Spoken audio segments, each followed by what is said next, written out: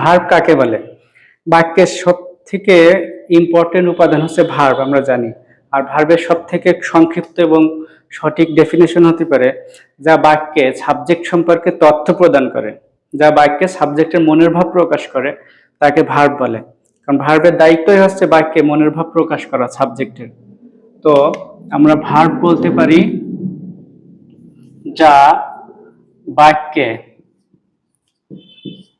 Subject সম্পর্কে তথ্য প্রদান করে, তাকে ভার্ব বলে। তো আসলে ভার্বের দায়িত্বগুলো কি থাকে একটা বাক্যে? টোটালি একটা বাক্যে ভার্ব সাবজেক্টকেই বর্ণনা করার চেষ্টা করে। তো এই সাবজেক্টকে উপস্থাপন করার জন্য কি কি করা লাগে তাকে আমরা একটুখানি দেখে আসি, আরো সঠিক সুন্দর সংজ্ঞা। ভার্ব যে ওয়ার্ড বাক্যে সাবজেক্টের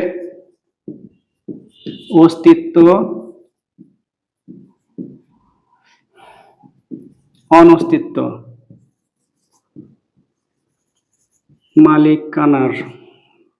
মালিকানার সম্পর্ক, যে ওয়ার্ড বাক্যে সাবজেক্টের অস্তিত্ব অনস্তিত্ব মালিকানার সম্পর্ক বা কোনো ধরনের কর্মকাণ্ড, যেমন করা, যাওয়া, খাওয়া ইত্যাদি প্রকাশ করে, তাকে ভার্ব বলে। আমরা যদি বলে ফেলি যে কোনো কিছু করা, যাওয়া, খাওয়া প্রকাশ করে তাকে ভার্ব, তাহলে আংশিক হয়ে যাবে। আসলে আদতে ভার্ব তিনটা দায়িত্ব পালন করে। একটা হচ্ছে সাবজেক্টের অস্তিত্ব অনস্তিত্ব প্রকাশ, একটা হচ্ছে সাবজেক্টের অস্তিত্ব অনস্তিত্ব প্রকাশ, আর একটা হচ্ছে কোনো ধরনের মালিকানার সম্পর্ক প্রকাশ, আর একটা হচ্ছে ওর কোনো ধরনের কর্মকাণ্ড। এই তিন ধরনের কাজই করে থাকে একটা বাক্যে ভার্ব। তো এই তিন ধরনের ভার্বই টোটাল ইংরেজি ভাষায় আছে। টোটাল তিন ধরনের, হয় সে সাবজেক্টের অস্তিত্ব অনস্তিত্ব প্রকাশ করে, নয় মালিকানার সম্পর্ক, অথবা কোনো কর্মকাণ্ড। যেমন আমরা যদি বলি আই এম এ টিচার, তাহলে এটা আমার অস্তিত্ব প্রকাশ করতেছে। যদি বলি I am not A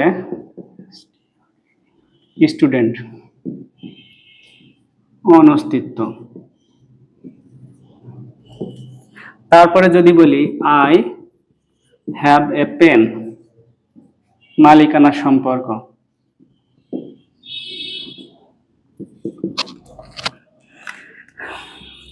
I went there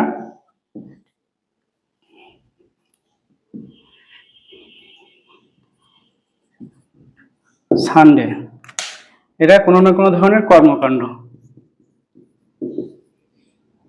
তাহলে অস্তিত্ব অনস্তিত্ব মালিকানার সম্পর্ক কর্মকাণ্ড, এই তিনটে দায়িত্ব একটা ভার্ব পালন করে।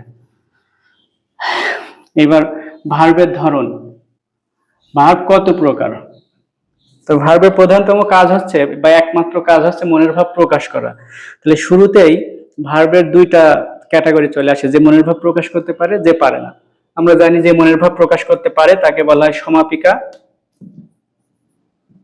সমাপিকা যে পারে না তাকে বলা হয় অসমাপিকা। এই সমাপিকা ক্রিয়া অসমাপিকা। তাহলে ভার্ব একদম বাই বর্ণ দুই প্রকার, একটা হচ্ছে ফাইনাইট, একটা হচ্ছে নন ফাইনাইট। যে ভার্ব বাক্যে মনের ভাব প্রকাশ করতে পারে তাকে ফাইনাইট বলে, যে পারে না নন ফাইনাইট বলে। এখন ফাইনাইট ভার্ব আবার দায়িত্ব ভেদে দুইটা কাজ করে থাকে। টেন্স, ভয়েস বা মনের ভাব উপস্থাপনে কেউ প্রধান ভূমিকা পালন করে, আবার কেউ তাকে টেন্স বা বিভিন্ন মোড বোঝানোর জন্য হেল্প করে। সেই হিসাবে ফাইনাইট ভার্ব আবার দুই প্রকার, একটা হচ্ছে প্রিন্সিপাল অর মেইনও বলতে পারি, প্রিন্সিপাল মূল ভার্ব, আর একটা হচ্ছে অক্সিলারি বা হেল্পিং ভার্ব। মূল ভার্ব আবার সাবজেক্টের এর উপরে ডিপেন্ড করে। কিছু ভার্ব আছে যারা অবজেক্ট ছাড়া মনের ভাব প্রকাশ করতে পারে না, কিছু ভার্ব আছে একা একাই পারে। তার উপর ভিত্তি করে সকর্মক ক্রিয়া, অকর্মক ক্রিয়া, ট্রানজিটিভ, ইনট্রানজিটিভ, আমরা প্রত্যেকটা আলাদা করে ক্লাস করব। আর অক্সিলারি ভার্ব বা হেল্পিং ভার্ব দুই ধরনের, একটা হচ্ছে প্রাইমারি অক্সিলারি, যেমন ডু, ডাজ, এম, ইজ, আর এগুলো। আরেকটা হচ্ছে মডেল অক্সিলারি, আমরা জানি ক্যান, কুড, শ্যাল, শুড এই জাতীয়, এটা হচ্ছে অক্সিলারি। আর নন ফাইনাইট ভার্ব হচ্ছে সেই ভার্ব যে বাক্যে মনের ভাব প্রকাশ করতে পারে না, বরং অন্য কিছু করে, ভার্বের পরিবর্তে অন্য কোনো দায়িত্ব পালন করে। এরকম আছে 4 প্রকার। একটা হচ্ছে ওল্ড ব্যাকরণে, নাম্বার 1 আছে ইনফিনিটিভ, টু প্লাস ভার্বের বেস, তারপরে আছে প্রেজেন্ট পার্টিসিপল মানে ভার্বের আইএনজি, পাস্ট পার্টিসিপল ভার্বের ইডি বা অন্য একটা ফর্ম, পাস্ট পার্টিসিপল ফর্ম।